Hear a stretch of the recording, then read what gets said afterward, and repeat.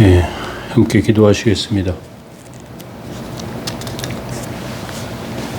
너희 중에 병든 자가 있느냐? 그는 교회의 장로들을 청할 것이요 그들은 주의 이름으로 기름을 바르며 그를 위하여 기도할지니라. 믿음의 기도는 병든 자를 구원하리니 주께서 그를 일으키시리라. 거룩하신 하나님, 주의 은총과 은혜 감사합니다. 연약한 가운데 도우시고 함께하신 주의 능력과 은혜를 사모하오니 거룩한 하나님의 영광과 역사를 보게 하옵시고 오늘도 지키시고 인도해 주옵소서. 예수 그리스도 이름 기도합니다. 아멘. 찬송가 272장 1절 찬송 드리겠습니다.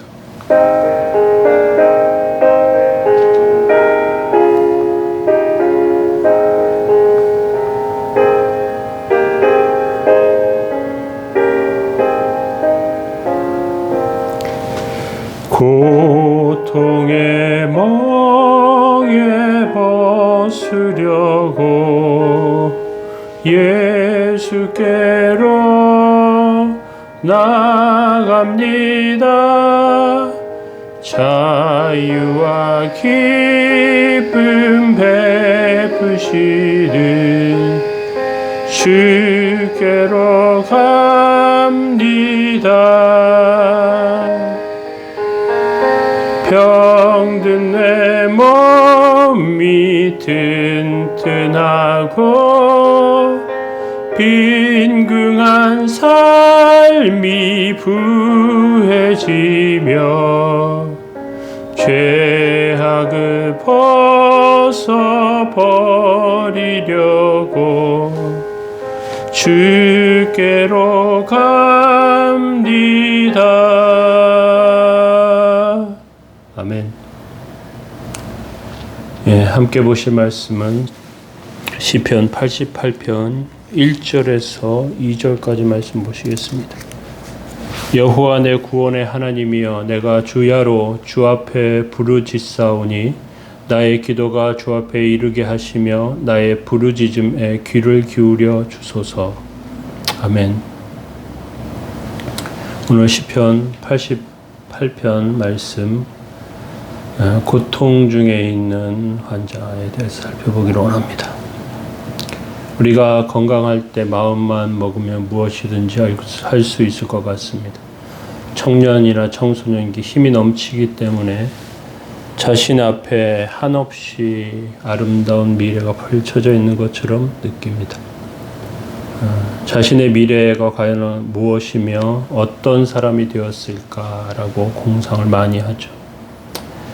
청소년들은 밤에 잠자지 않고 친구와 소곤소곤 이야기합니다. 그 이유는 세상과 미래에 대해서 그만큼 알고 싶은 것이 많기 때문에 그렇습니다. 그런데 날씨가 좋다가 갑자기 하늘이 시꺼먼 먹구름이 끼고 소나기가 내리는 것처럼 인생에 무서운 병이 찾아올 때가 있습니다. 이런 병에 걸리면 고통은 이루 표현할 수 없습니다. 어떤 분들은 심장이 조여와서 숨도 잘 쉬지 못하고 깨질 것처럼 머리가 아프기도 합니다. 자기가 회복될 수 없는 그런 고통과 병이라는 것을 알 때 절망에 빠지기도 하고요. 어떤 사람들은 병이 걸리면 아무것도 할 수 없을 뿐만 아니라 자신의 앞날에 대해서 먹구름이 드리웠다 느끼기도 합니다. 사람들은 병이 걸리기 전까지 자신에게 무한한 미래가 열려 있는 것으로 생각합니다. 지금 자기가 가지고 있는 것에 시간과 능력을 총동원해서 더 큰 일을 하려고 노력하죠. 예기치 못한 순간 병이 찾아오고 병이 걸리면 모든 계획과 모든 업적들이 소용없다고 느끼게 됩니다. 때때로 청년들은 실업이라는 덫에 걸려서 앞을 나아가지 못해요. 이 덫은 맹수가 올무에 걸린 것처럼 그렇게 고통을 주고 울부짖게 만듭니다. 다른 사람들은 인생이 잘 풀리는 것 같은데 왜 믿음의 형제들이 미래가 잘 풀리지 않을까 걱정하고 어려워하죠. 시편 88편은 제목이 깁니다. 고라 자손의 시 곧 에스라인 헤만의 마스길 인도자를 따라 마할 라스 안노스에 맞춘 노래 이렇게 되어 있습니다. 마할 라스 안노스는 병자의 노래란 뜻을 가지고 있고요. 시편 88편은 이스라엘과 유다의 왕이 무서운 병에 걸렸을 때 지은 시이자 기도라고 알 수 있습니다. 이스라엘과 유다의 왕으로서 병 걸려서 아무것도 할 수 없는, 왕이 명령을 내리면 신하들이 다 무엇인가 하지만, 그런데 이스라엘 왕이 최고 위치에 사람들이 다 따라야 하지만 자기 몸이 병들어서 어쩔 수 없는 그런 상황, 어려움, 그런 것들에 빠져 있는 것이죠. 시편 88편은 아마도 히스기야가 지었을 가능성이 높습니다. 히스기야는 거의 죽음의 문턱까지 갔다 살아 돌아온 경험이 있기 때문에 그렇습니다. 인간은 큰 병이 걸리기 전에 자신의 미래가 계속된다고 생각합니다. 자기가 7, 80세까지 무난히 살 것으로 생각합니다. 또 앞으로 무엇을 해야 할지 생각도 많아집니다. 자신의 미래가 열려 있다고 생각하는데 중병에 걸리게 되면 심각하게 인생에 대해 고민하게 됩니다.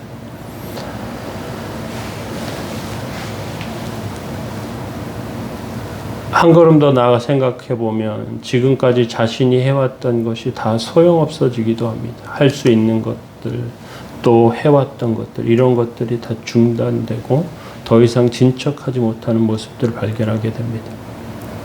이스라엘의 왕, 유다의 왕, 건강할 때 나라 전체가 다 자기 것인 것처럼 죽을 때까지 왕노릇할 것으로 그렇게 생각되지만 병을 만나고 나니 아무것도 할 수 없는 것이죠.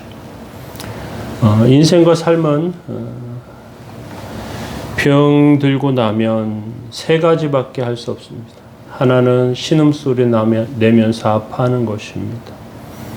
그렇지 않으면 남을 원망하거나 자기 아픈 것을 하소연하는 것입니다. 또 마지막으로 하나님 편에 기도하는 일이 기도하는 것을 할 수 있습니다. 시편 기자는 이 세 번째 것을 택하게 됩니다. 자신이 티끌 같다는 것을 압니다. 병상에서 하나님을 생각하죠. 1절에 이렇게 되어 있습니다. 여호와 내 구원의 하나님이여 내가 주야로 주 앞에 부르짖어 싸우니. 환자들이 기도하는 것은 실제로 쉽지 않습니다. 하나님을 믿는 환자들은 어려움 가운데도 하나님께 기도하게 됩니다. 가장 진실하고 솔직한 기도를 드리게 됩니다. 너무 고통이 심하기 때문에 고통을 감해달라 기도합니다. 다른 사람을 의식하면서 기도하기도 합니다. 그런데 병이 걸리면 일반적으로 사람들은 기도하면서 자신이 대답하다고 생각하고 또는 다른 사람들이 어떻게 생각할까 의식하면서 기도하지만 병 걸리고 나면 이런 것들은 아무것도 중요하지 않아요. 그냥 하나님 앞에 자신의 모습만 중요합니다. 병 걸린 사람은 어떤 면에서 보면 가장 솔직한 기도를 하나님께 드립니다. 시편 기자는 내 구원의 하나님이여 라고 부르짖습니다. 주 앞에 부르짖어 싸우니 말하고 있습니다. 환자는 부르짖을 힘이 없어요. 제발 나의 기도가 하나님께 상달되길 원합니다. 내 기도가 하나님의 귀에 들리게 해달라고 기도합니다. 2절에 이렇게 기도합니다. 나의 기도가 주 앞에 이르게 하시며 나의 부르짖음에 주의 귀를 기울여 주소서.